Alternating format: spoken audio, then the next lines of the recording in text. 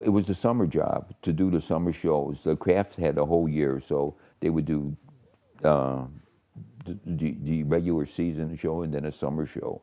So Ron and I did the summer show for Gary Smith and Dwight Hemian. They were the producers, and we were very dedicated writers. They had a bunch of writers that were great guys and tumblers and all that stuff, but they never wrote.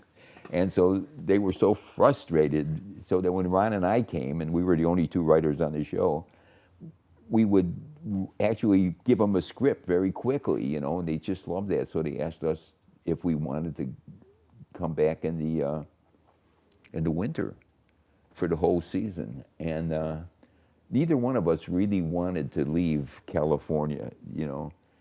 And but they offered us an enormous amount of money for, it was a big jump, and it would be good for our careers. So we moved our families there for a year, and I remember we had a hotel room. My wife and I had two kids at the time, and we got to this hotel, this nice hotel, supposedly on 86th and Madison, and I never had the money in New York that I'm now coming in with. So I said, boy, it's going to be a fancy hotel. I think it was $1,200 a month or a week or something. I forgot what it was. And we go into this hotel room that they rented for us, and it's depressing. It's like Willie Loman died there.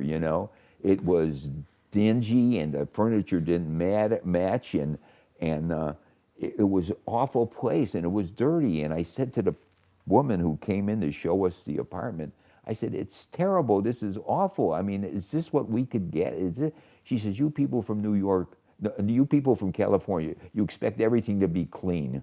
And and that's the way it was in New York. And also because we had two children, we couldn't find an apartment. Nobody would rent to us, so we had to stay at the hotel for most of the time. And you got used to it. You got used to it, but it wasn't. And so when I had the opportunity, after a year, they wanted us to come back, but we didn't want to come back. We came back to L.A. Let's see, there was Danny Simon and Martin Ragaway, and there was Bob Ellison, who I think we recommended, and Ron and myself. I think those were the only writers on the show. And Danny Simon was Doc Simon's brother, the comic.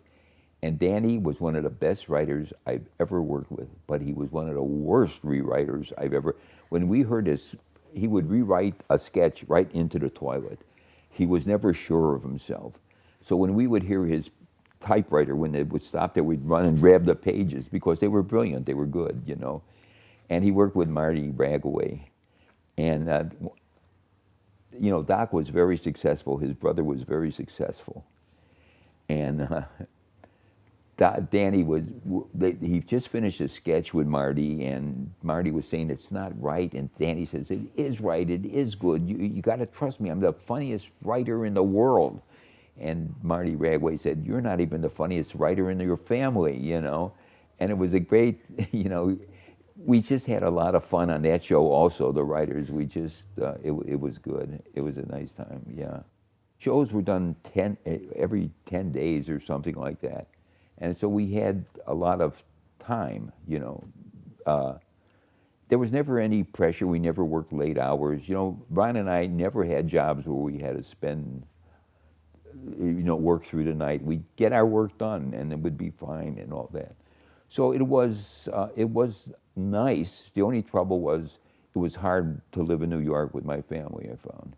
And Dwight Hemian was probably the greatest director when it came to music. He was so good. It was really good people working on the show.